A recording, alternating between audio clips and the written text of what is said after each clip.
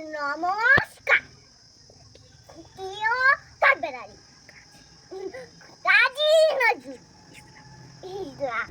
কাঠবেড়ালি তুমি পেয়ারা খাও, গুড় মুড়ি খাও, দুধ ভাত খাও, বাতাবি লেবু খাও, বিড়াল বাচ্চা চাও, কুকুর ছানা চাও, ডাইনি তুমি হটকা পেটুবু